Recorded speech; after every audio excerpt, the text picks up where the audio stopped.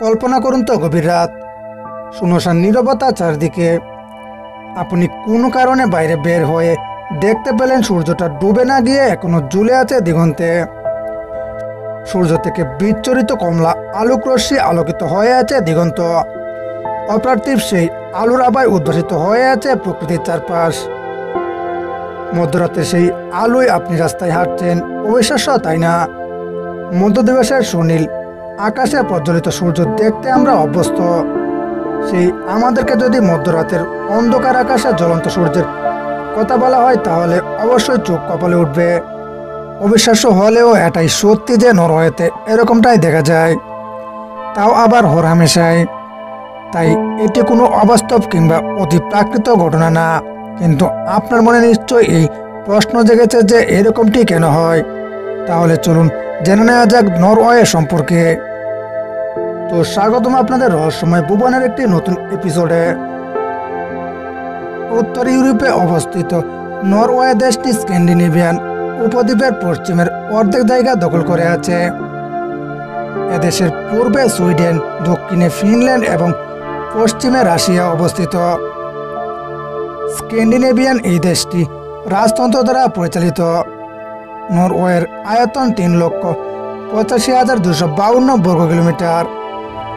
2022 সালের তথ্য অনুযায়ী দেশটির জনসংখ্যা প্রায় 54,25,000।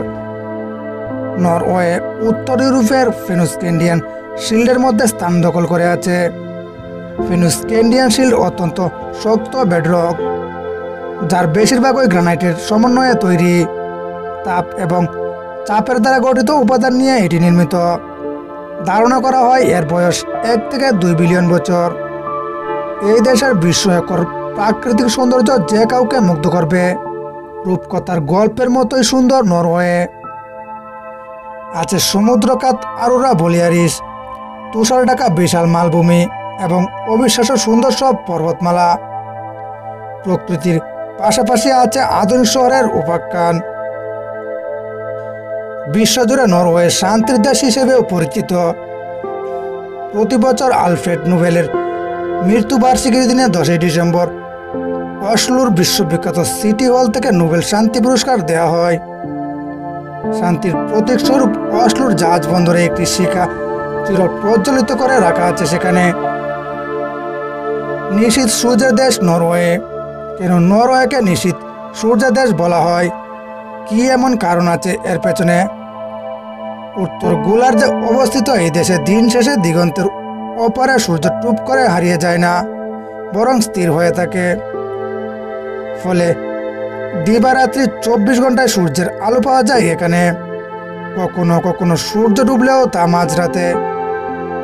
ভোরে আবার সূর্য উদিত হয়, কারণ যে সকল অঞ্চল সমূহের টানা 24 ঘন্টায় সূর্য দিগন্ত রেখার উপরে থাকে ওই সকল অঞ্চল সমূহ 24 ঘন্টায় সূর্যের আলো পেয়ে থাকে।